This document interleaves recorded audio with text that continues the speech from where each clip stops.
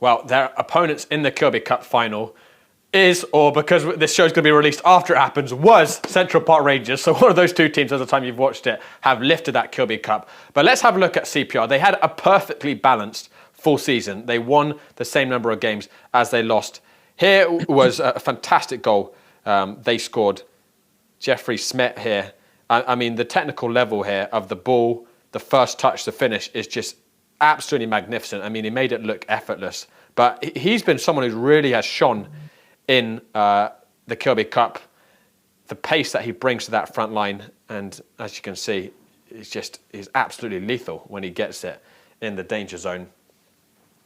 But it's really mixed bag for CPR this season. I know, Jacob, you saw them a few times. You saw them have that very good win against Sanzak. You know, what was that good version of CPR that you saw? Well, like you said, you know, I think mixed bag is kind of the perfect, it's the perfect summary for what Central Park's season has been. They again have been dealing with injuries. They've been dealing with inconsistencies of lineup. So I really think that once they are able to get that solid core in, hopefully with the break and the warm up with the Kilby Cup, they'll have some guys coming back from injury. I still think Central Park, on their day, are another really controlled and considered side. They are organized. They move very well. I mean, they have a wealth of resources up and down the division, pulling from any one of their sides. So I think they really do have strength in numbers. But for Central Park, I really think it's just going to be a question of winning those games that they're supposed to. They traveled up to Massille and lost that game 3-0. It was a game that they were really in control of. They had a ton of possession, just weren't able to knock home their chances.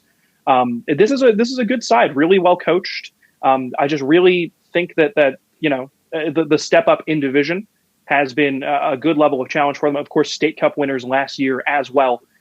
So it's an important fall season. It's an important spring season for them to really take control of the narrative and sort of recapture some momentum that they had in their promotion winning season last year to get up into Division One. And like we saw with Sanzak last season in their first year in Division One, had a bit of mixed results, still managed to survive, and they're up at the top of the table now. So I think Central Park do have the resources to do a little bit better than Sanzak did last year, but it's just a question of consistency and how much this Central Park side can, I guess, practically get out of their own way.